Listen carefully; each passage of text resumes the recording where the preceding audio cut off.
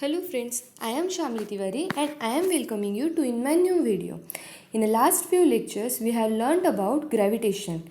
From today's lecture, we are going to learn about circular motion. Okay? हम हमारे daily life में circular motion के बहुत सारे एग्जांपल्स देखते हैं. जैसे हमें पता है motion of the moon around the earth. उसके बाद में motion of an object tied at the end of the string and whirled in a circular motion. After that, motion of a tip of a minute hand, hour hand and a second hand of a clock. Again, the motion of a roller coaster, looping the loop. Here are some examples are given. These examples are also the examples of the circular motion. Let us see the next. तो हम देखते हैं कि circular motion क्या होता है. Before learning about the circular motion we are going to study about radius vector और we can said it as a position vector. ऐसी मोशन सर्कुलर मोशन या ऐसी मोशन होती है along a the motion of the particle along the circumference of a circle is called as a circular motion. तो चलिए अब हम देखते हैं कि पोजीशन वेक्टर क्या होता है. ऐसा vector joining the center of a circle a vector joining a center of a circular path with the position of a particle performing a circular motion is called as a position vector of that particle.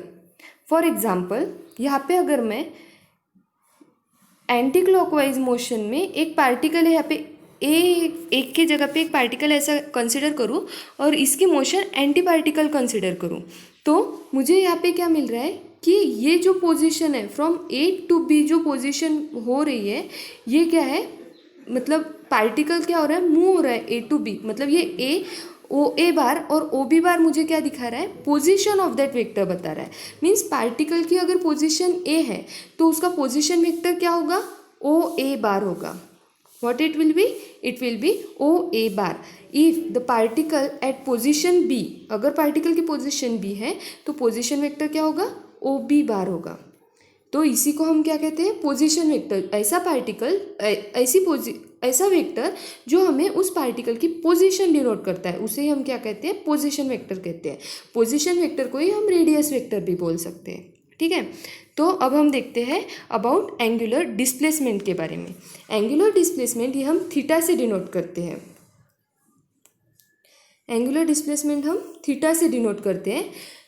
तो angular displacement जो होता है उसके लिए भी हमें same position के जैसी ही कंसेप्ट कंसिडर करनी पड़ती है. Means if a particle is place at point A और अगर वो एंटी क्लॉकवाइज मोशन परफॉर्म कर रहा है तो यहाँ पे क्या हो रहा है, ये आर जो है ये इस सर्कल की रेडियस है. ठीक है. तो ये रेडियस वेक्टर जो है ये क्या डिनोट कर रहा है, उस पार्टिकल की पोजीशन डिनोट कर रहा है. मीन्स जैसे हमने अभी बताया कि पोजीशन वेक्टर जैसे डिनोट करता है वैसे ये आर डिनोट कर रहा है. यहाँ पे ओ ए बार यहाँ पे कितना होगा, O A bar is equal to R और ओ बी बार भी कितना होगा, आर ही होगा. जो ए क्या है इस पोजीशन की, मीन्स यहाँ पे क्या करना है हमें कि ये एक पार्टिकल है जो पॉइंट ए पे है. ठीक है. और ये एंटी क्लॉकवाइज मोशन परफॉर्म कर रहा है और वो एक यहाँ पे initially at point A initially time कितना है, टाइम इज इक्वल टू 0 है. और यहाँ पे जब वो पार्टिकल मूव हो रहा है मीन्स पॉइंट बी पे जा रहा है तो उसका कितना टाइम लग रहा है, टी इतना टाइम लग रहा है. तो उसका वो वाले पॉइंट पर का एट दैट इंस्टेंट उसका टाइम कितना हो गया, टी इतना हो गया. और ये जो पोजीशन है वो हम आर से डिनोट कर रहे हैं, हम बता ही रहे. बट ये जो पोजीशन मूव हो रहा है means from time t is equal to 0 to some time t, ये जो मोशन हो रहा है वो कितना हो रहा है, थीटा इतना एंगल से हो रहा है. तो हम इसे क्या कह सकते हैं,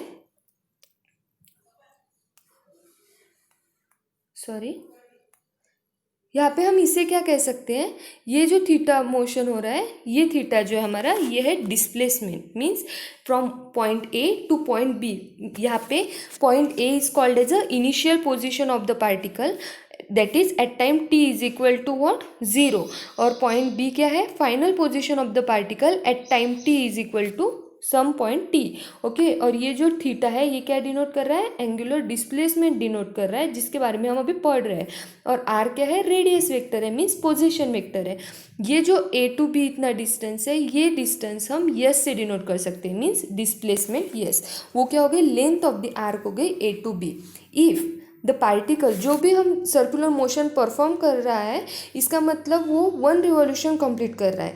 1 रिवॉल्यूशन कंप्लीट कर रहा है मतलब हम कह सकते हैं कि एंगुलर डिस्प्लेसमेंट जो होगा, एंगुलर डिस्प्लेसमेंट कितना होगा उसका, theta is equal to 360 degree. 1 revolution complete कर रहा है, मीन्स ये वाला पॉइंट यहाँ से जाके पूरा गोल घूम के उसी पॉइंट पे रिटर्न आ रहा है। मीन्स ये कितना एंगल परफॉर्म कर रहा है, 360 इतना एंगल परफॉर्म कर रहा है। तो एक सर्कुलर मोशन में मैक्सिमम रिवॉल्यूशन कितना हो सकता है, 360 डिग्री हो सकता है। उसी को हम क्या कहते हैं, 2 पाई भी कहते हैं। और बच्चों हमें ये याद रखना है कि जो यूनिट होता है डिस्प्लेसमेंट का, एंगुलर डिस्प्लेसमेंट का, वो कितना होता है, रेडियंस इतना होता है। If 1 radian is the angle subtended by an arc of the length equal to the radius of the circle, means theta is equal to कितना है, theta is equal to arc length है, arc की length यहाँ पे कितनी है, arc की length yes इतनी है, arc length अपॉन रेडियस हम कह सकते हैं। ठीक है, रेडियस क्यों कह सकते हैं, क्योंकि रेडियस के डिस्टेंस से है ना, from centre of the point, इसलिए हम उसे arc length divided by radius ऐसा कह सकते हैं। मैथमेटिकली अगर मुझे ये लिखने का काम पड़े तो मैं कैसा लिख सकती हूँ, theta is equal to s upon r, means ये क्या है, लेंथ ऑफ द आर्क, और आर इज द रेडियस। और वी कैन से दैट, अगर मुझे लेंथ पूछी गई तो मैं ये कह सकती हूँ, मैथमेटिकली हम ऐसे ही लिखते हैं, s is equal to r into theta. Okay, ये हो गया हमारा इक्वेशन, काय के लिए, एंगुलर डिस्प्लेसमेंट के लिए। When the particle performing a circular motion moves from A to B in a short interval delta t, अगर ये जो इंटरवल है ये बहुत छोटा है, मीन्स डेल्टा टी इतना ही है, टी भी नहीं है, तो हम उसे क्या कह सकते हैं, तो उसमें जो डिस्प्लेसमेंट होगा वो भी कैसा होगा, बहुत छोटा होगा, मीन्स कितना होगा, डेल्टा थीटा इतना होगा, डेल्टा थीटा इतना होगा। और उसका जो मीन्स वो जो आर्क परफॉर्म करेंगे उसकी जो लेंथ होंगी आर्क की, वो कितनी होगी, डेल्टा यस इतनी होगी। तो मैं कह सकती हूँ यहाँ पे delta theta,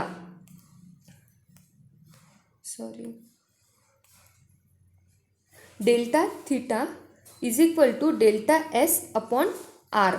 it is a vector quantity, that is delta s bar is equal to delta theta bar cross of r bar. ये हो गया इसका मैथमेटिकल इक्वेशन, ये हमें याद रखना है। तो चलो अब हम देखते हैं अबाउट एंगुलर वेलोसिटी के बारे में। Consider here we have to consider a particle that is performing a circular motion. Okay, इसी तरीके से हमें पार्टिकल परफॉर्म करने में सर्कुलर मोशन लेना है।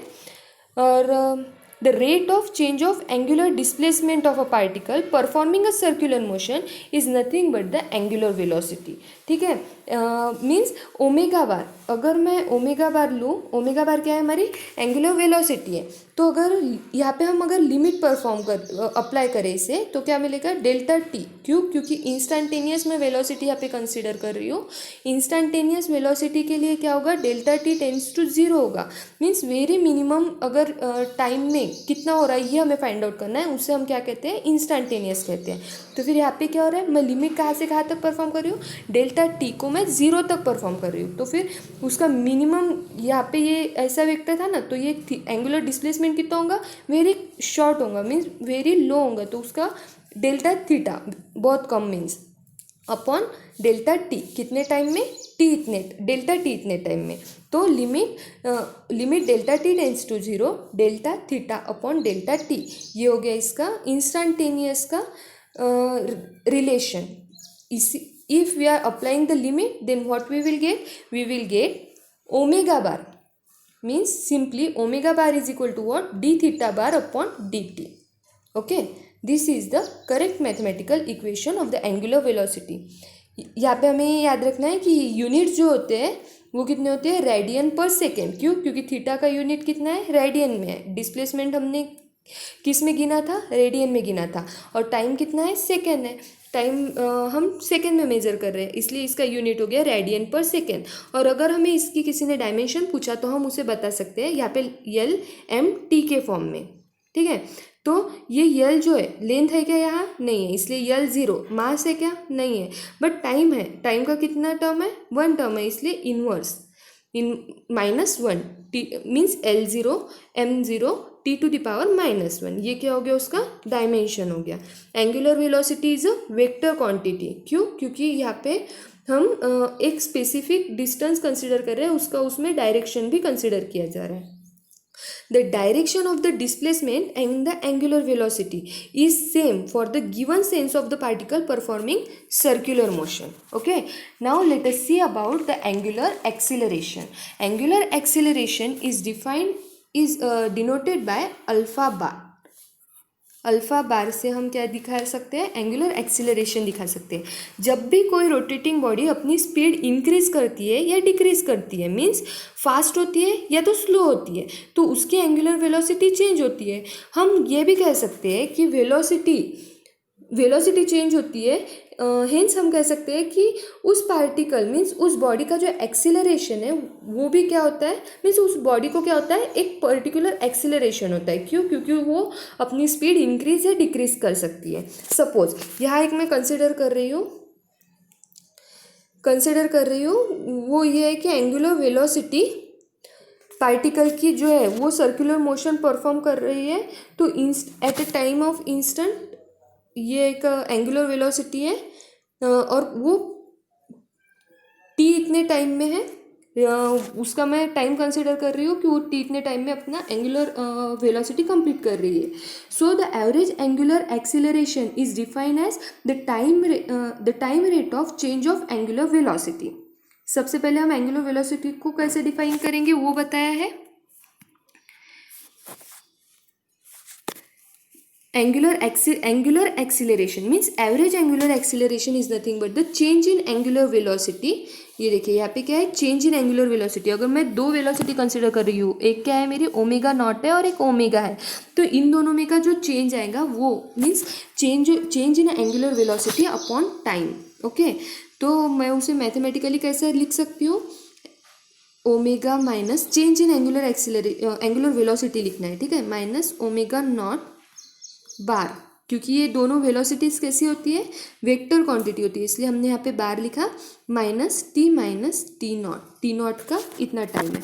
तो फिर यहाँ पे alpha bar is equal to मुझे क्या मिलेगा, d omega bar upon d t मिलेगा, ठीक है, या फिर हम कह सकते हैं delta omega bar upon delta t मिलेगा।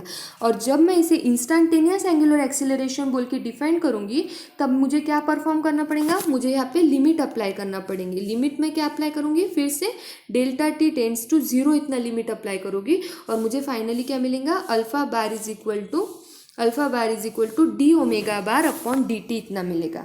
The SI unit of the angular acceleration कितना रहेगा, रेडियन पर सेकेंड स्क्वायर। क्यों, क्योंकि एंगुलर वेलोसिटी हमने कंसिडर की हुई है, और वेलोसिटी की वैल्यू कितनी होती है, D omega bar upon d T होती है। सॉरी, वेलोसिटी की वैल्यू कितनी होती है, डी थीटा बार अपॉन डी टी होती है, और थीटा क्या है, रेडियन में, इसलिए ये रेडियन, ये डी टी और ये डी टी मीन्स दोनों भी टर्म क्या है, डिनोमिनेटर में। डिनोमिनेटर का क्या हो जाएगा, मल्टीप्लीकेशन हो जाएगा, इसलिए time into time square means second square, इसलिए यहाँ पे क्या आ गया, सेकेंड स्क्वायर ये आ गया। अगर अब हमें इसके डायमेंशंस के बारे में बताना है तो हम कैसे कहेंगे, रेडियन का कोई नहीं होता, LMT के बारे में अब हम यहाँ पे बताएंगे। सेकेंड की टर्म है वो भी -2 होगा, L0 means L0 M0 T-2 is the dimension of the angular acceleration. Angular acceleration is a vector quantity whose direction is given by right hand rule and also by the right hand screw rule. Okay, angular displacement, angular velocity and angular acceleration are vector quantities. ये हमें पक्के में याद रखना है। और जो circular path वो ओबे कर रहा है वो हम किसके हेल्प से बता सकते हैं, हम बता सकते हैं राइट हैंड स्क्रू रूल से, या फिर हम कह सकते हैं राइट हैंड थंब रूल के मदद से। तो हम राइट हैंड रूल जो है उसके बारे में नेक्स्ट वीडियो में पढ़ेंगे। तब तक अगर आपको मेरा वीडियो अच्छा लगे तो लाइक करें, शेयर करें एंड सब्सक्राइब करना ना भूलें। Thank you.